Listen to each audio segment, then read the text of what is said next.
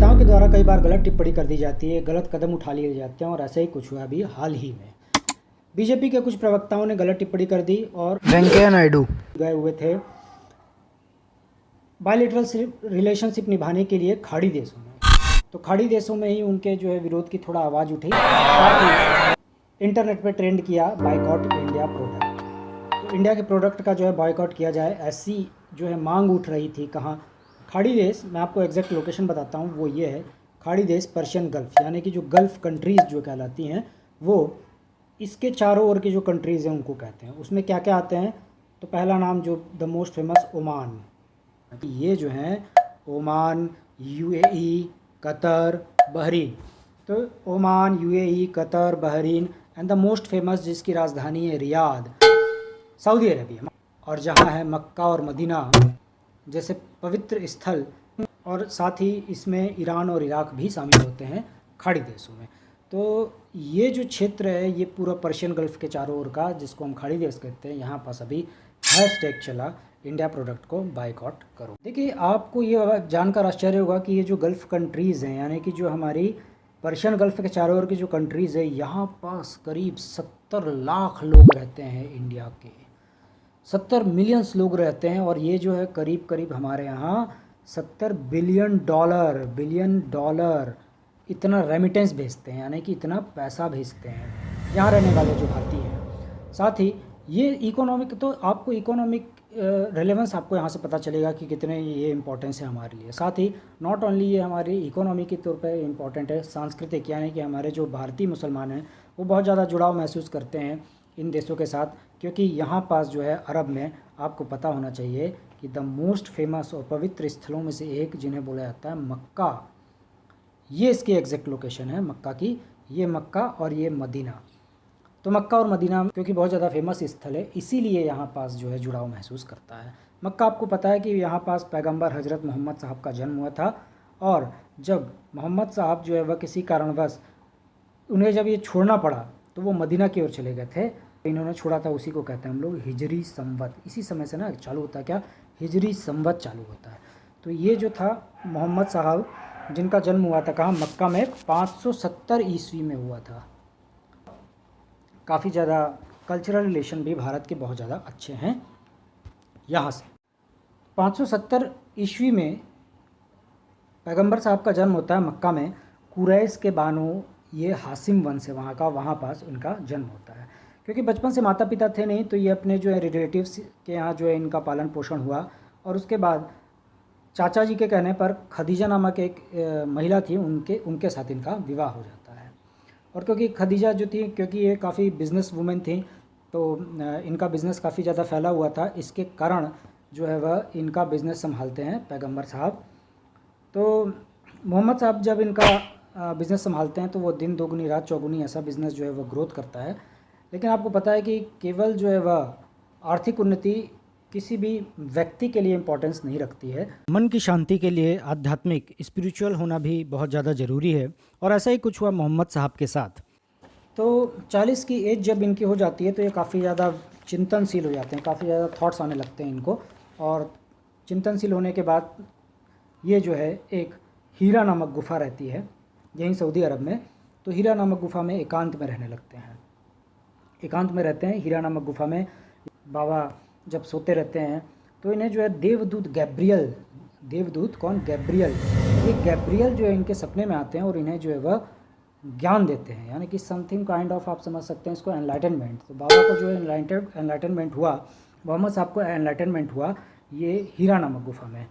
और ये जो एरिया है अपना सऊदी अरब का एरिया है। और उसके बाद जब पहली बार इन्होंने संबोधन दिया तो ये जितने भी थॉट्स थे, जितने भी विचार आ रहे थे हीरा नामक गुफ़ा में बाबा को, मोहम्मद साहब को, तो वो उसको जो है जिस होली बुक में लिखा गया उसको कहते हैं कुरान। कुरान में जो है मोहम्मद साहब के द्वारा संबोधन दिए गए हैं। और साथ ही उसके बाद मोहम्मद साहब ने जो जो अपनी बातें बोली हैं वो है हदीस में। तो ये जो दो बुक्स हैं जिसे मुस्लिम्स बहुत ज़्यादा पूजते हैं, जिसे बहुत ज़्यादा माना जाता है, बहुत होली बुक, कौन सी? कुरान और हदीस। तो ये दोनों ही यहाँ से निकल के आती हैं। पहले जो था वह धर्म बहुत ज़्यादा कट्टर हुआ करता था, तो इसीलिए जब मोहम्मद साहब को ज्ञान हो गया, ज्ञात हो गया सब कुछ, काफ़ी ज़्यादा उनकी जो थॉट एकदम लॉजिकल होने लग गए। तो क्योंकि उस समय कट्टरता और बहुत ज़्यादा थी तो लोगों ने इनका विरोध किया।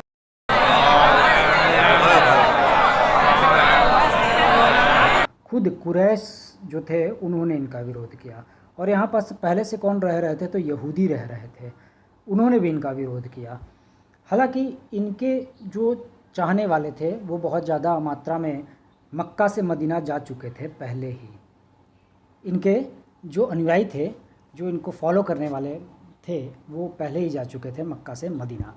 एक बात और कि सबसे पहले जब मोहम्मद साहब ने अपना भाषण दिया, स्पीच दी और लोगों को ये बहुत ज़्यादा पसंद आया, तो इनमें जो सबसे पहला इनका अनुयायी बना ये कोई और नहीं, ये थी खदीजा जी। तो खदीजा इनकी सबसे पहले अनुयायी थी। और उसके बाद क्रमशः आप देखेंगे कि दो व्यक्ति जो बहुत महत्वपूर्ण हैं, एक का नाम है अली और दूसरे का नाम है अबू बकर। आगे आप देखेंगे कि ये जो अली और अबू बकर है, मतलब जब मोहम्मद साहब की मृत्यु हो जाती है तो जो ये समुदाय है जो बहुत ज़्यादा संगठित है मोहम्मद साहब के समय, ये दो भागों में बढ़ जाता है। एक अली को जो है फॉलो करने वाले बन जाते हैं, चाहने वाले बन जाते हैं, फ़ैन लिस्ट में चले जाते हैं अली की। दूसरे चले जाते हैं अबू बकर के उसमें। तो यही जो है, यही आगे चल के आप देखेंगे शिया कहलाते हैं, जो अली को फॉलो करते हैं, शिया। और यहाँ पास जो है वो मुस्लिम समुदाय, यानी कि जो समुदाय जो बहुत ज़्यादा संगठित है, जो बहुत ज़्यादा पावरफुल है अरब के क्षेत्र में, ये जो है शिया और सुन्नी में बट जाएगा। कब? आगे जब मोहम्मद साहब की मृत्यु होगी, अराउंड 632 ईस्वी के अराउंड जब होता है तब। ठीक, तो अली कोई और नहीं, इनके दामाद थे पैगंबर साहब के। वापस आते हैं, जब बाबा को ज्ञान हो जाता है और सबसे पहले उनके अनुयायी बनती हैं कोई और नहीं, उनकी पत्नी खदीजा, और उसके बाद आपको पता है 2 अन्य लोग भी अनुयायी बनते हैं। और साथ ही साथ ये लगातार सिलसिला बढ़ते जाता है, फ़ैन लिस्ट आगे बढ़ती है। और तो यहाँ से जो इनके खुद के जो चाहने वाले रहते हैं वो पहले ही जा चुके रहते हैं मदीना की तरफ। साथ ही यहाँ पास बहुत ज़्यादा लड़ाई झगड़े का माहौल बढ़ रहा है, क्योंकि यहाँ पास पहले से लोग हैं यहूदी धर्म को मानने वाले। तो ये जो धर्म है ये, क्योंकि आपको पता है पहले बहुत ज़्यादा धर्म और ज़्यादा कट्टर हुआ करता था, तो यहूदी और साथ ही कुरैश खुद भी इनके जो थे वो भी इनको काफ़ी ज़्यादा प्रेशराइज़ करने लगते हैं। तो अब क्योंकि यहाँ से काफ़ी लोग गए रहते हैं तो बाबा भी सोचते हैं कि हमें भी चलना चाहिए, और वो यहाँ से निकलना चालू करते हैं मदीना की तरफ। और इसी को कहते हैं हम लोग हिजरी संवत। जिस समय ये जब निकले यहाँ से उसी को कहा जाता है हिजरी संवत। तो पैगंबर साहब का मक्का से मदीना जाना हिज्र कहलाता है, और इसी समय हिज्र संवत की शुरुआत होती है 622 ईस्वी में। तो 622 ईस्वी में हिजर बोलते हैं उसको, इस्लामिक काल दर्स की शुरुआत जिसको कहते हैं हिज्र। तो ये जो कार्य हुआ था इसको कहते हैं हिज्र, और ये जो टाइम था 622 ईस्वी का, इसको कहते हैं हम लोग हिज्र संवत की शुरुआत। लेकिन यहाँ भी जो है इनका पीछा कुरैश लोग नहीं छोड़ते हैं, और कुरैश जो है इनका पीछा करते आने लगते हैं। और इसी समय जो युद्ध होता है, और उसको कहते हैं हम लोग कि जिसमें 300 लोगों के दल के साथ इतनी बड़ी विशालकाय सेना जो कुरैश की थी, 3 गुना बड़ी सेना थी उसकी, उस सेना को जो है हरा दिया जाता है पैगंबर साहब के द्वारा। 300 लोगों ने 3 गुना बड़ी सेना को हरा दिया था लगभग। और इसी के बाद से जो है जब उन्होंने हराया तो बोलते हैं यहीं से पैगंबरवाद की शुरुआत हो जाती है, कि वो अपना जो इन्हें जो है पैगंबर घोषित कर देते हैं। और ये जो पहली बार तलवार उठाई थी इन्होंने, कि इस्लामिक इतिहास में बहुत ज़्यादा महत्वपूर्ण मानी जाती है इसी को। वो एरिया जिसमें मोहम्मद साहब के दल ने 300 लोग का जो दल था उसने 3 गुना सेना को अपने हरा दिया, उसे वो जो एरिया कहलाता है वो है बद्र का। और बद्र के बाद आप देखेंगे उहुद की लड़ाई होती है, किसकी? चेंज कर देता हूँ मैं कलर। तो वो जो है उहुद की लड़ाई होती है बद्र के बाद। तो ये जो एरिया था बद्र का एरिया, जहाँ पास बहुत ज़्यादा घमासान लड़ाई होती है। बाद में ये काफ़ी ज़्यादा एग्रेसिव हो जाते हैं, और ये जो था यहूदियों और ईसाइयों को जो है वहाँ पास जो है बड़ी पिटाई लगाई जाती है इनकी, जो गलत यहूदी और ईसाई थे गड़बड़, उनकी जो है बड़ी पिटाई लगाई जाती है। बाद में बद्र की जीत के बाद जो है वह इस तरीके से बोला जाता है कि आपने मोहम्मद साहब के जो भी भविष्यवाणियाँ थी और जो भी अच्छी बातें थी उनको गलत ठहराया, इसीलिए आपके ऊपर हमला किया जा रहा है। तो यहाँ पास जो है कुरैश जो है वह यहूदियों और ईसाइयों के साथ हमला कर रहा है। कुरैश वापस आता है, बोलता है कि पिछली बार तो मैं हार गया था, लेकिन इस बार जो है मजा चखा के जाऊँगा। और वो 3000 आदमियों के साथ कहाँ जाता है? मदीना। आपको पता है कि मक्का से जो है वह मदीना कूच कर दिए थे, जिसमें कि हिजरी संवत चालू हुई थी उस समय 622 ईस्वी में। तो अब ये आ जाता है कहाँ, मदीना, और ये बोलता 3,000 आदमियों के साथ, और यहीं पास होता उहुद का युद्ध। कहाँ, उहुद का युद्ध स्टार्ट होता है। तो देखिए, वो जो मदीना चले गए थे, मक्का से मदीना चले गए थे मोहम्मद साहब, वो वापस आते हैं और बोलते हैं कि चलो वापस से चलते हैं हम लोग कहाँ, मक्का। तो मदीना से वापस आते हैं मक्का की तरफ, और यहाँ पास जब वो आते हैं तो वो परिक्रमा करते हैं 7 बार काबा की। और आपको पता है कि ये जो काबा है बहुत प्रसिद्ध और फेमस और पवित्र स्थल माना जाता है काबा की परिक्रमा करना। तो काबा में जो है यह किसने बनाया था कि इब्राहिम जो थे, एक प्रोफेट इब्राहिम थे। इब्राहिम ने अपने बेटे का सेक्रीफाइस किया था जिसका नाम था इस्माइल। तो ये जो इस्माइल है, इनका सेक्रीफाइस किया गया था, बलि दे दी गई थी इब्राहिम ने खुदा के लिए।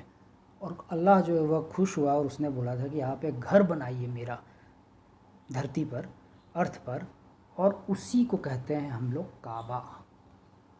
ये जो काबा है, ये इसकी परिक्रमा की जाती है मुस्लिम्स के द्वारा, मुस्लिम समुदाय के द्वारा।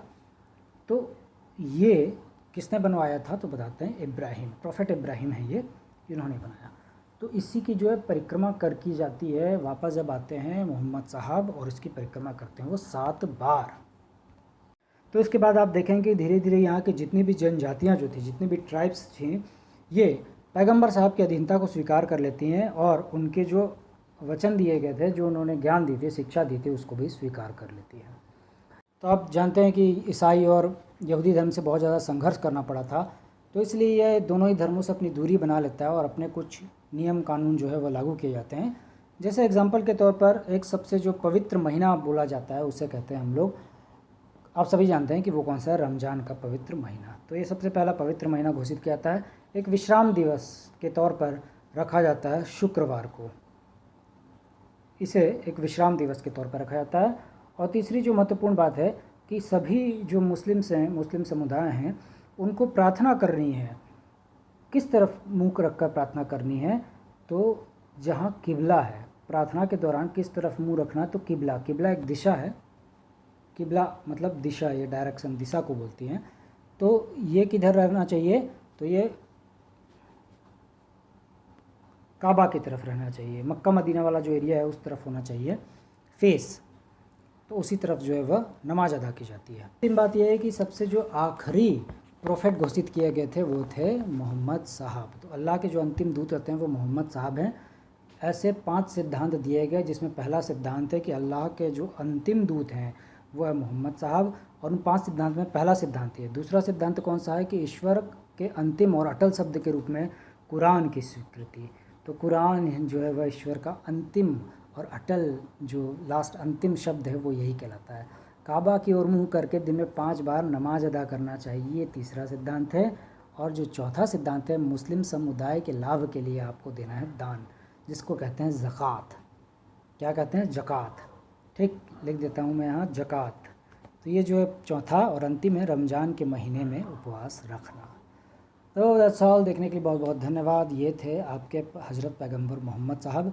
और जी हाँ, इनकी मृत्यु के बाद जो है खलीफाओं का शासन आता है, क्योंकि 4 पैतृक जिम्मेदारी दी जाती है 4 लोगों को, 4 पैतृक खलीफाओं को जिम्मेदारी दी जाती है जो इनके सबसे ज़्यादा निकट सहयोगी थे।